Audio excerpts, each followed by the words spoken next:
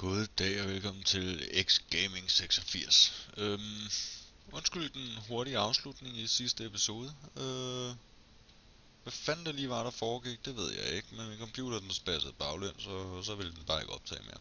Nå, som I kan se, allerede nu begynder æggene at falde støt og roligt. Det jeg egentlig bare gjorde sidst, som var super originalt, optimalt, sejt, stort, det var at jeg fjernede noget græs. Og så gik jeg herind i vores lille hus og gravede 4 bloks ned, før jeg fandt ud af, hvad fanden det var, der foregik. Så det er egentlig det. Der er ikke foregået det helt vilde.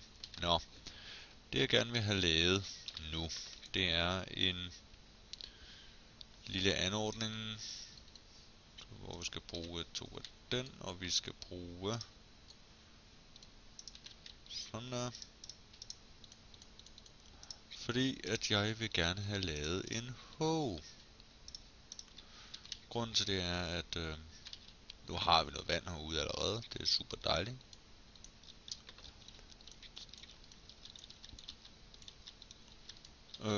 Men jeg vil gerne lige have sørget for, at jeg kan have mad nok til bare at kunne overleve. Og måden jeg gør det på, det er simpelthen ved, at jeg tager de normale seeds her, så vi kan få noget hvede.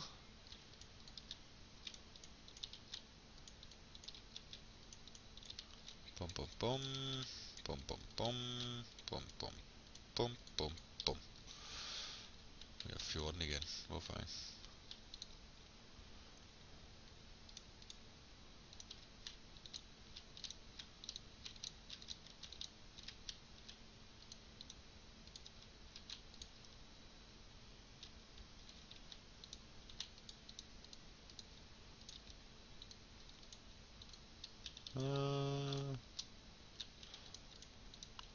Sådan der, lige ud. Fordi så kan vi om ikke andet få noget hvide, så vi kan lokke nogle køer til os, og også kan begynde at farme lidt på dem, så vi får en direkte madressource. Og vi kan lokke nogle får til os, så vi får noget uld også. Desværre kan vi ikke lokke grisene til os, fordi ja, de kræver selvfølgelig gulerødder, mener jeg det er. Hvilket vi ikke har lige nu. Nå.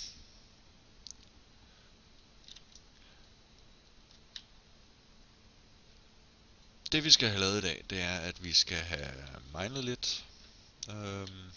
Og det er egentlig udelukkende, fordi vi skal have nogle ressourcer til den lige at komme i gang med i hvert fald. Og jeg ved godt, at det ikke er det mest interessante at glo på. Og derfor vil jeg også i fremtiden korte det ud så meget som muligt. Og kun vise det, der er, hvad kan man sige, interessant. Interessant nok til at vise, og det er simpelthen fordi, der er ikke noget værre at se end en, der løber rundt ned i en mine. Og især de mineskakler, jeg laver, det er rimelig dødssyge at kigge på. Men løber rundt dernede og miner, det er simpelthen dødssygt. Og jeg skal sidde og snakke i timer, uden egentlig at sige noget, der er noget værd, eller der er værd at høre, så det er bare spild af alles tid. Så derfor vil jeg normalt klippe det ud. Men fordi at det er starten af, hvad kan man sige, den her let's play, den her serie her, så vil jeg gøre en undtagelse den her en gang. Nu samler jeg lige noget sand her. Det er egentlig bare lidt sådan, så vi kan få noget nogle ressourcer ind her. Fordi at sand ved jeg kommer hen og kommer til at blive en meget, meget vigtig ressource senere hen, når vi skal til at bygge hus blandt andet, og ja, alle sådan nogle ting. Nå. Det jeg starter med, at jeg tager med, det er for det første, det er blevet væk fra mig, tror jeg. Eller hvad? Nej, det er bare lagt herind, fordi jeg er en skovl med ører, altså. Et par kister.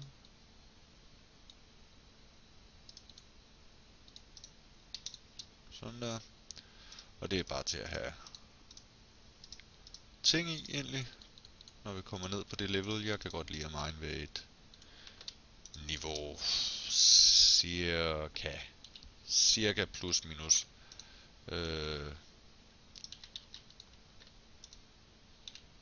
Ej, det går helt galt her. Cirka plus minus 14. Nogle gange går jeg lidt under, nogle gange går jeg lidt over. Og det er egentlig bare sådan, det er egentlig bare for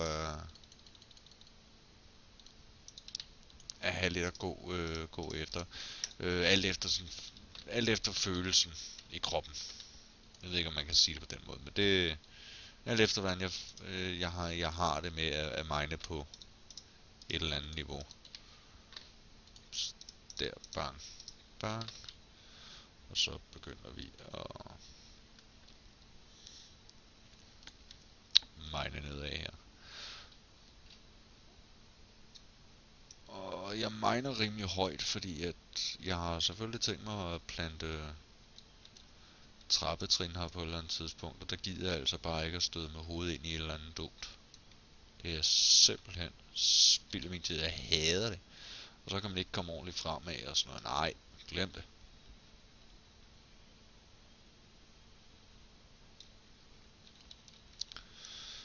Og så er vi selvfølgelig stødt på gravel allerede. Grav ind under. En torch og bang, gravel væk. Aha. Og det er de her usandsynligt kæmpe store årsager. Det er helt åndssvagt så store de her er. Men vi miner det der bare ud. Det skal det ikke være det. I hvert fald sådan, så vi kan komme forbi det. Og det er altså noget, jeg nok på et eller andet tidspunkt samler op. Men lige nu er det ikke så vigtigt materiale, og fordi det er så nemt tilgængeligt, så kan jeg ikke se nogen idé i, at jeg skal bruge usandsynligt meget tid på det. Hvad kommer vi ind til her? Det er en meget lille hule her. Men der er lidt ressourcer. Som kobber, som vi skal bruge rigtig meget af. Så det er jo bare dejligt. Og så er der det her. Shards af alle mulige mærkelige arter. Men vi kan bruge XP'en, så hvorfor ikke bare mine det?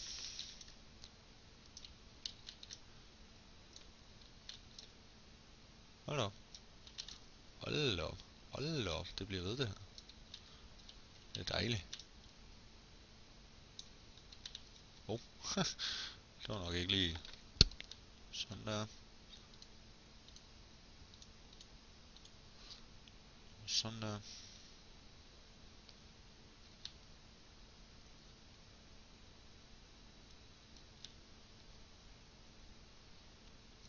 Der er en spider et eller andet sted.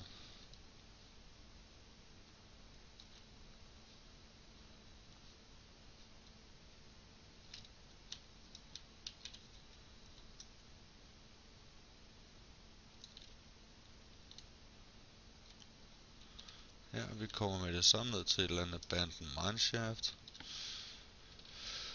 Det gør i sig selv ikke så meget. Jeg plejer bare at lukke det af, fordi jeg gider ikke rigtig, det er igen det der med, jeg gider ikke rigtig at hoppe rundt ind sådan nogle steder her. Jeg kan ikke se ideen i det. Bruger mere tid på alt muligt andet end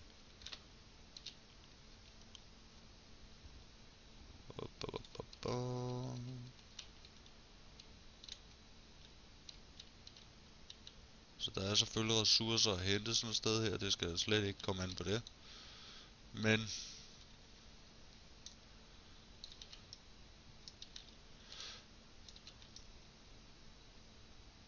og lava. Kan jeg høre. Whoops. Kan du se hvad jeg mener? Jeg gider det ikke.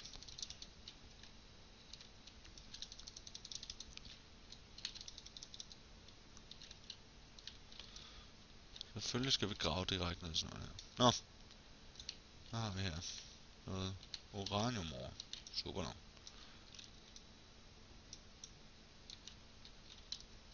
Quartz. Og iron, det kan vi godt bruge.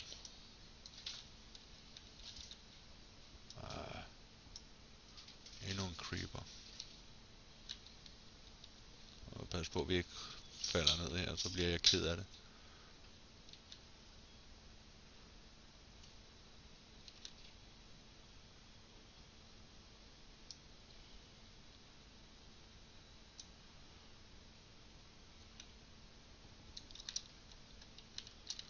Fik vi iron med? Det tror jeg, vi gjorde.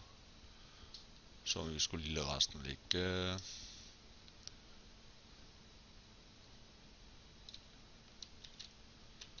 Sådan der. Og en masse kår.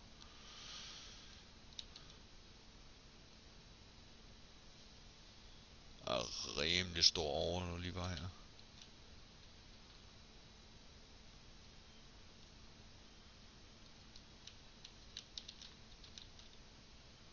Ja. Står du bare der og glo. Jeg gider sgu ikke have noget med dig at gøre. Sådan der. Jeg skal lige se, om vi stadigvæk optager. Det gør vi stadigvæk. Det er super dejligt. Sådan der. Bare jeg gider ikke optagelsen lige pludselig stopper midt i det hele, mens jeg er i gang med at sige et eller andet vigtigt til jer. Ja. Grænser for, hvor vigtigt det kan blære selvfølgelig, men helvede er det her.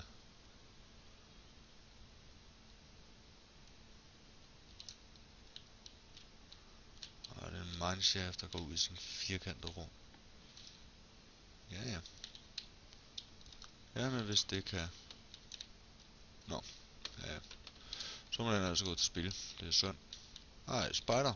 Ved du hvad? Au! Hvad er der værd med det der? Det gjorde da bare ondt.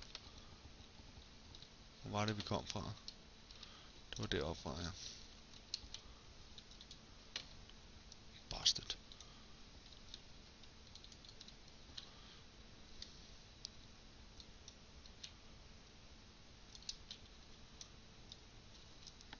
Ja, vi kommer ned og diskuterer med den der edderkop her alligevel. Lad være med det der. Bare dø.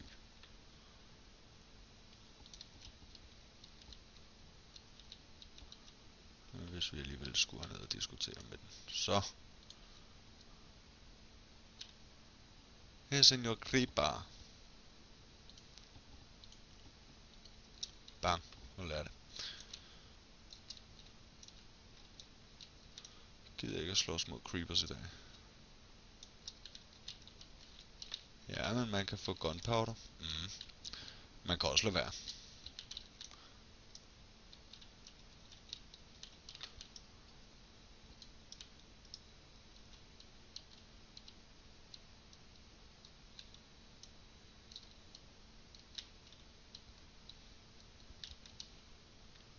Så medmindre der lige er et eller andet interessant, som eksempelvis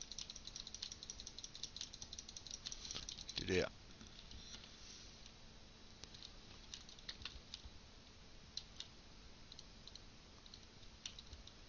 Nu så jeg ikke, om der var en kiste derinde. Det er der ikke, så kan det være ligegyldigt. Det her. Forstjems. Rigtig lækkert. Rigtig dejligt at have. Og grunden til det er, at man bruger det til rigtig mange ting. Man kan bruge det i nogle rimelig hæftige motorer. Force engines, sjovt nok hedder de. Og det er bare det er en rigtig genial motor, fordi man kan booste den og sådan noget. Den bliver ikke overophedet, og jeg har i hvert fald ikke set en Force engine blive overophedet endnu. Og jeg har brugt den rigtig tit. Ej, der er meget kul her, det er da rart. Nå, vi bliver egentlig lidt sidetracked her, kan jeg godt se på det hele.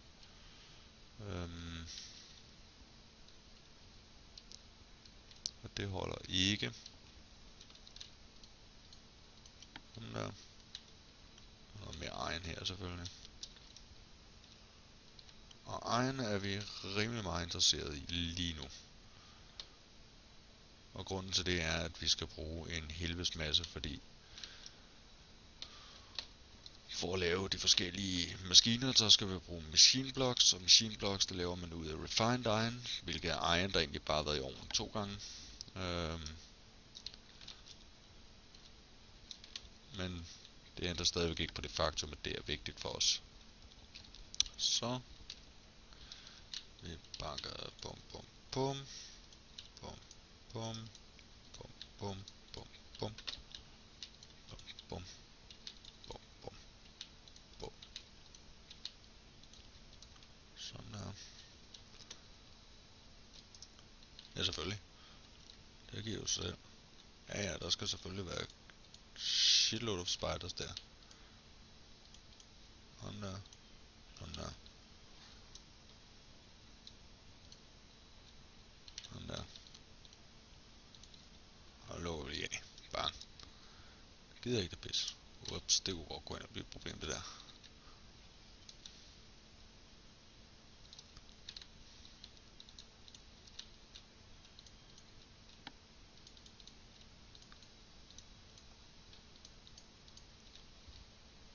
Sådan der. Sådan der. Ja, så mangler vi videre.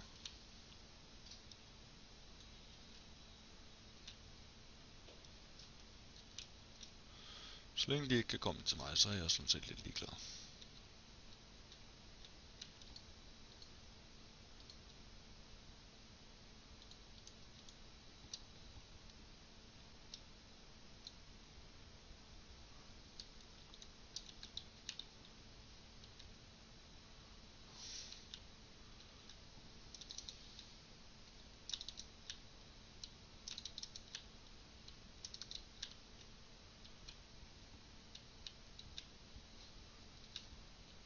Nifty little bastard.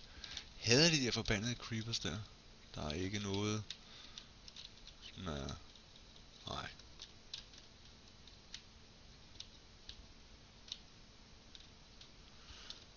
Jeg savner selvfølgelig lige kullet her, fordi det er meget brugbart. Især når vi skal i gang med at lave vores generator, skal til at bruge den.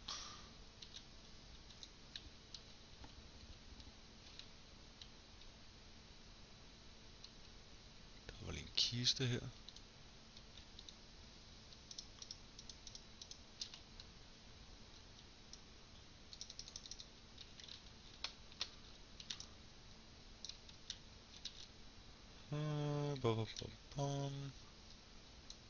Lidt mere iron, det var da rart.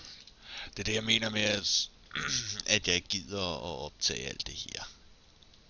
Fordi der er sgu ikke noget mere intetsigende end at se på en der løber rundt og miner, altså. Det er vitterligt intetsigende. Det eneste der sker, det er at nej, der var lige et eller andet, og så blokker man det af, og så er det der ikke mere. Selvfølgelig kunne det være sjovt, hvis der lige pludselig var en creeper, der faldt ned i kraniet på mig og sprang i luften, og så jeg så mig skrige som en lille pige. Men er det ikke sådan cirka det, der er det fede ved det? Jeg mener, hvis man tænker på det i en helhed, så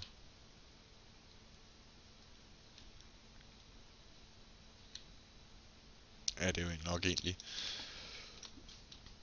det, der er det sjove i det. Jeg er i hvert fald ikke så stor fan af det. Men nu får jeg lige det meste med. Nu kan jeg se, at der er en helvedes masse. Jeg prøver at se op på minimappet. Jeg ved ikke, om I kan se det, men der er en helvedes masse gang. En helvedes masse lort.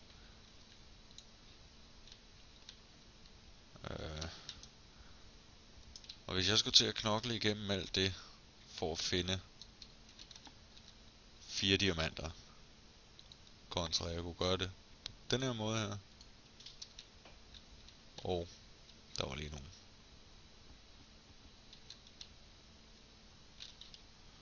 Der var også lige noget, der kunne bruges der, men i stedet for at gøre det på den her måde, fordi lige så snart jeg kommer ned på det her niveau her, som jeg gerne vil være på, som vi begynder at nærme os i hvert fald.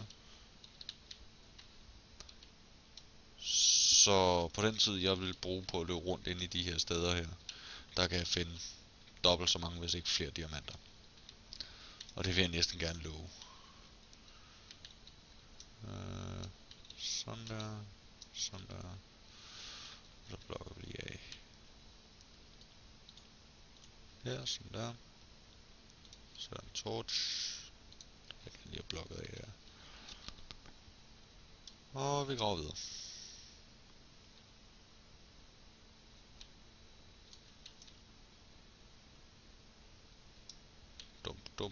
Dump.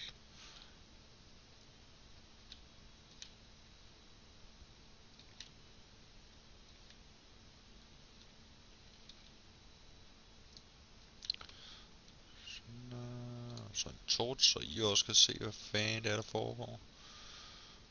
Jeg ved lige ikke, om jeg har sat mine settings. Jo. Jeg har sat den til bright, så jeg har den største mulighed for at se, hvad det er, der foregår. Det er egentlig ikke for min skyld, for jeg kan sgu sagtens se. Men det er ikke for min skyld, at jeg sætter de her torches her, fordi med settings på bright, der kan man sgu se det meste.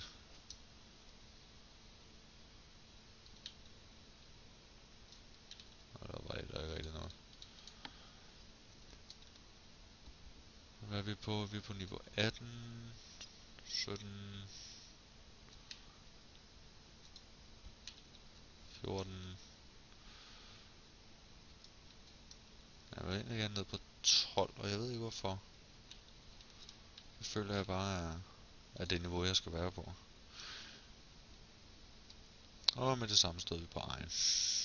Nå, nu er vi nede i diamant level i hvert fald. Og redstone. Og redstone kan vi heller ikke få for meget af. Det skal bruges også i rå mængder. Så det er rigtig godt. Men nu er vi i hvert fald kommet ned på det niveau, hvor, kan man sige, at vi kan finde diamanterne i hvert fald. At hvad jeg har forstået og læst mig til og kigget på, så diamanter, de spawner på et niveau fra, hvad er det, 6 eller sådan noget, til 16 mener jeg det er. Og så kan jeg godt lige holde mig i det her niveau her, fordi hvis jeg løber på lava, jamen så er det hovedsageligt oven på lavaen, jeg rammer. 10 det er alt fra 11, 12, sådan der. Men så er det normalt oven på lavaen, og det vil så sige, at jeg har en rigtig god mulighed for lige at hente en balje vand henover det, og så er det obsidian, og så skal jeg ikke til at dække det til at gøre alt muligt mærkeligt. Det gider jeg simpelthen ikke. Nå, det vi starter med, det er, at vi laver lige et lille rum her, hvor vi kan have vores kister og alt sådan noget til alt det crap, vi nu engang miner ud. Og så i stedet for at skulle løbe hele vejen op, jamen, så har vi et storage unit hernede, og så kan vi så hov, det var sgu da ikke min mening det der, flot. Og så kan man så løbe op med tingene til sidst. Eller sende det. Der er diamanter. Nice, det kan vi godt lide.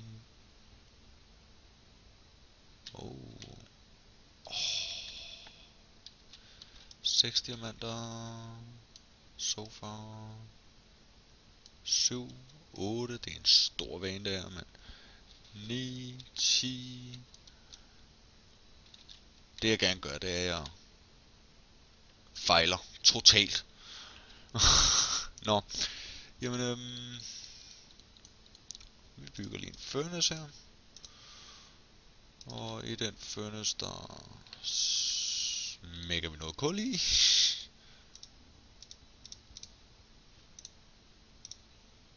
Så 13, 14, 15, 16 sådan der. Og så må vi lige vente til, at der kommer noget iron. Det var da behageligt trist det der. Nå, så kan vi lige sætte vores kister op her. Sådan der. Hold da op. Anden episode, vi kører allerede diamanter, mand. Det er skide godt.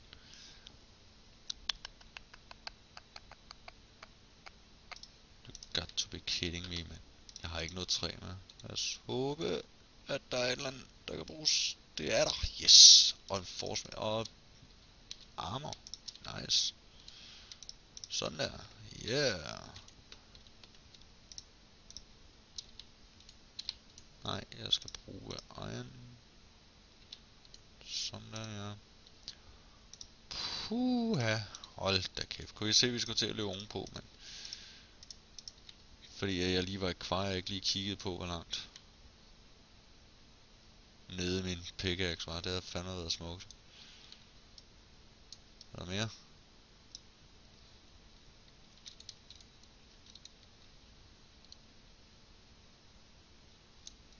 Vi miner dem.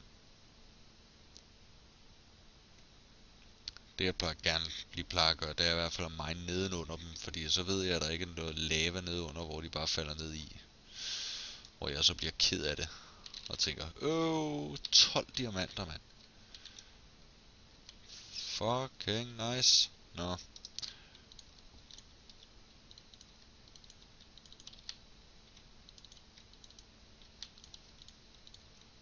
Og grunden til at gøre det her, det er egentlig bare fordi, jeg kan godt lide, at jeg vil gerne have den 3 høj. Normalt.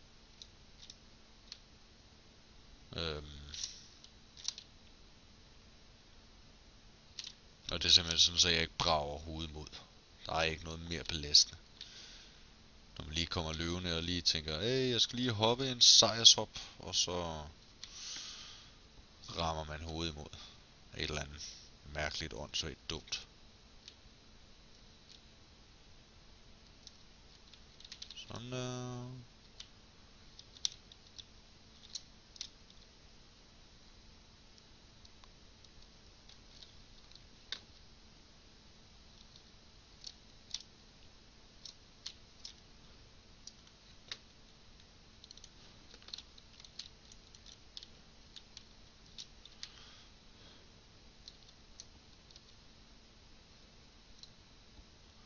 Det er det der med, at jeg lige tjekker diagonalt også, om der er noget engang imellem. Sådan der. 12 diamanter til at starte med, det er fandme ned med ikke tosset. Nå, lad os lige få smidt nogle torches her. Bare.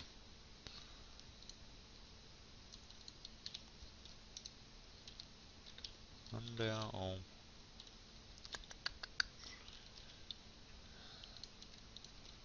1, 2, 3, 1.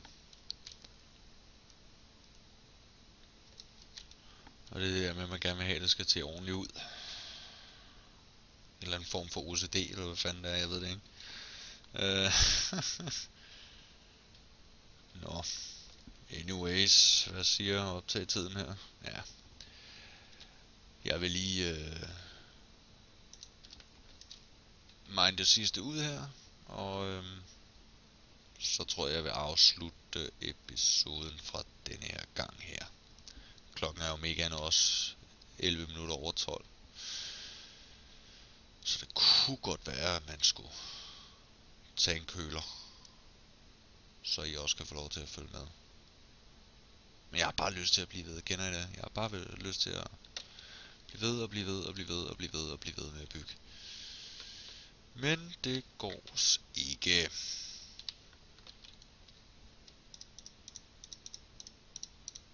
Nej, nu ryger det hele sgu bare over. 12 diamanter til at starte med, det er fandme i orden. Og en forsmits, for det ikke skal være løgn, så er det lige... Super. Jamen, det var alt for den her gang. Og smid et like, subscribe, gør en masse ting. Snak med jeres venner. Sig det er totalt awesome. I kan selvfølgelig også sige det noget lort, men så bliver jeg ked af det. Og ja, så ses vi jo bare en anden gang. Hej!